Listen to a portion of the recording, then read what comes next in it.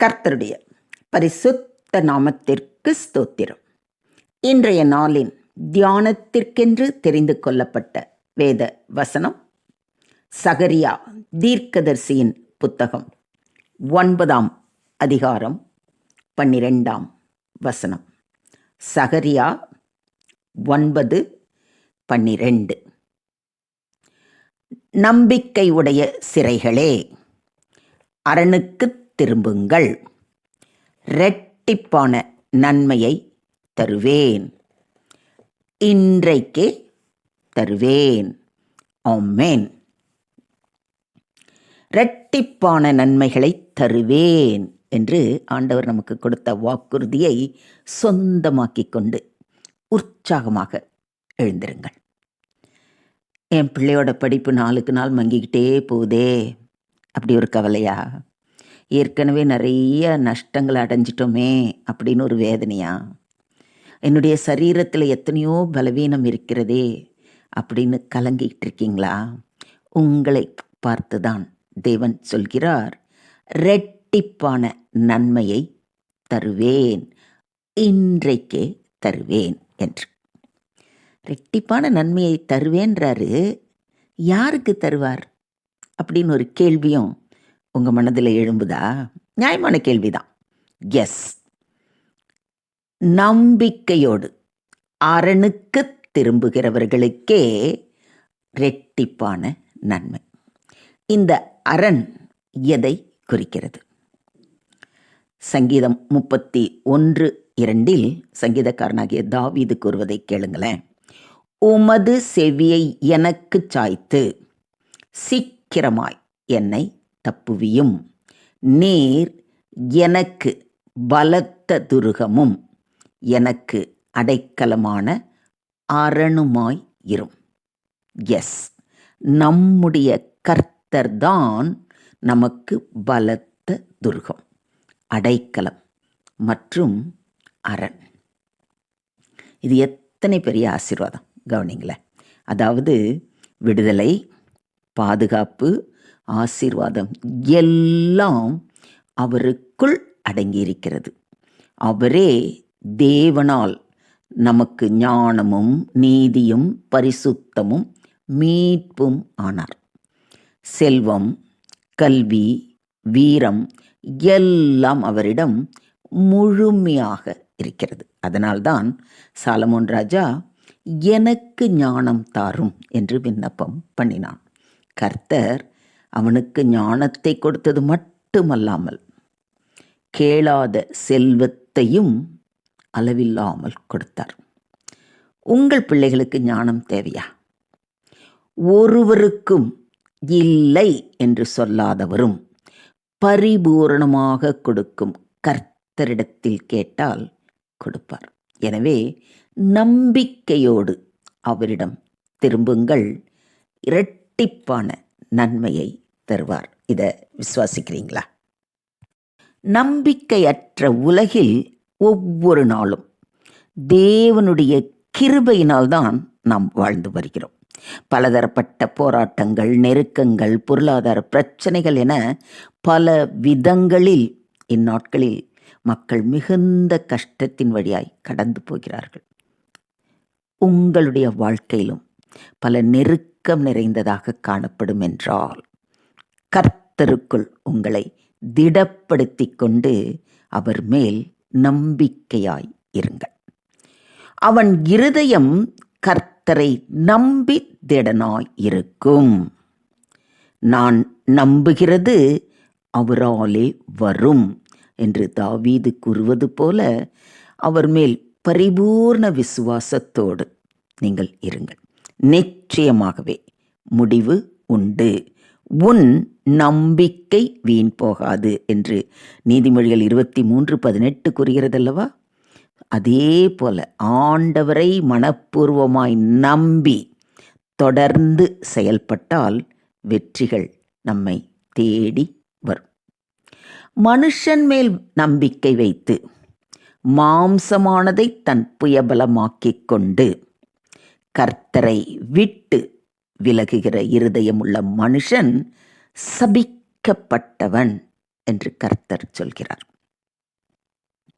அவன் அந்தர வெளியில் கரளையாய்ப் போன செடியைப் போலிருந்து நன்மை வருகிறதை காணாமல் வனாந்தரத்தின் வறட்சியான இடங்களிலும் குடியில்லாத ஓர் நிலத்திலும் தங்குவான் என்று எரேமியா தீர்க்கதரிசியின் புத்தகம் 17ஆம் அதிகாரத்தில் வாசிக்கிறோம். எந்த சூழ்நிலையிலும் உங்கள் இருதயம் மனுஷன் பக்கமாய் சார வேண்டாம். இந்த காரியத்தில் மிகவும் ஜாக்கிரதை உள்ளவர்களாக இருக்க வேண்டும். இன்று அநேகர் அரசியல் தலைவர்கள், கோடீஸ்வரர்கள், பெரிய மனிதர்கள், அதிகாரிகள் என்று மனிதர்களையே நம்பி அவர்களையே சார்ந்து வாழ்கிறார்கள். அப்படிப்பட்டவர்கள் மனுஷனை நம்பினால் உதவி செய்வார்கள் என்று காத்திருந்து மிகுந்த மன உளைச்சல் அடைந்து சோர்ந்து போகிறார்கள். சில நேரங்களில் பெற்றோர்கள் கூட பிள்ளைகளை நம்பி அவர்களை சார்ந்து இறுதியில் பிள்ளைகளால் ஏமாற்றம் அடைகிறார்கள். எரேமியா தீர்க்கதரிசியின் வார்த்தை இப்போ நம்ம படித்தோம் இல்லைங்களா, அதை கவனித்து பாருங்க. மனிதனை நம்பும் பொழுது எண்ணற்ற ஆசீர்வாதங்களை நாம் இழந்து போகிறோம். எந்த நிலையிலும் நமக்கு உதவி செய்யக்கூடியவர் ஆண்டவராகிய இயேசு கிறிஸ்து மட்டும்தான்.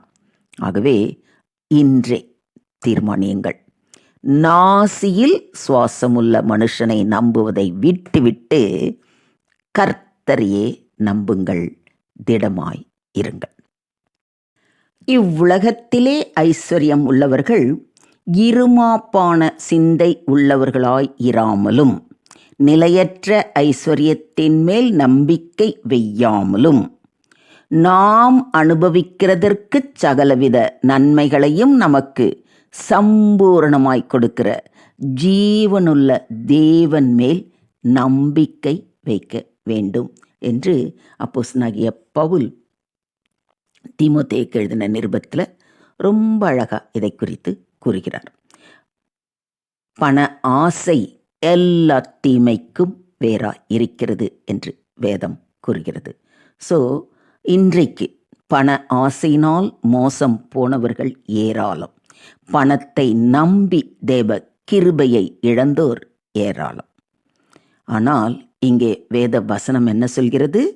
இந்த உலகத்தில் சகல வசதிகள் படைத்தவர்கள் இருமாப்பான சிந்தை கொள்ளாமல், நிலையற்ற பணத்தின் மேல் நம்பிக்கை வைக்காமல், நாம் அனுபவிக்கிற சகல நன்மைகளையும் நமக்கு நிறைவாக கொடுக்கிற ஜீவனுள்ள தேவன் மேல் நம்பிக்கையுடன் இருக்க வேண்டும் என்று.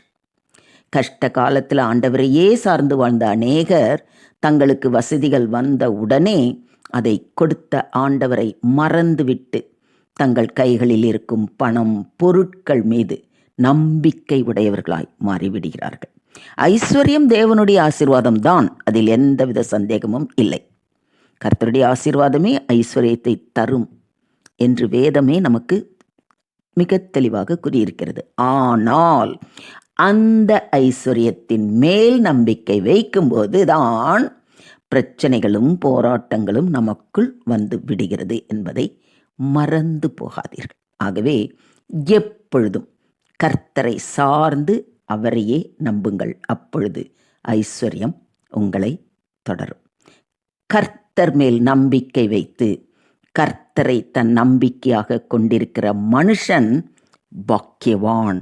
அவன் தண்ணீர் அண்டையிலே நாட்டப்பட்டதும் கால்வாய் ஓரமாய் தன் வேர்களை விடுகிறதும் உஷ்ணம் வருகிறதை காணாமல் இலை பச்சையாய் இருக்கிறதும் மழை தாழ்ச்சியான வருஷத்திலும் வருத்தமின்றி தப்பாமல் கனி கொடுக்கிறதுமான மரத்தை போல் இருப்பான் என்று எரேமியா தீர்க்கதரிசி கூறுகிறார்.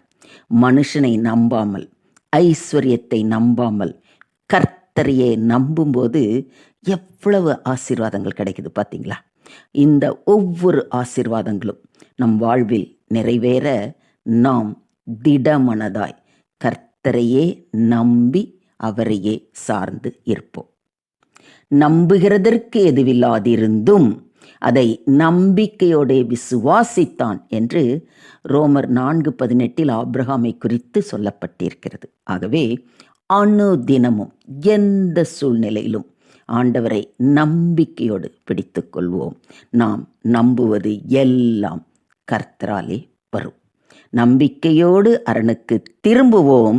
இரட்டிப்பான நன்மையை இன்றே பெற்றுக்கொள்வோமா? தேவனுக்கே மகிமை உண்டாவதாக. ஆமென், ஆமென், ஆமென்.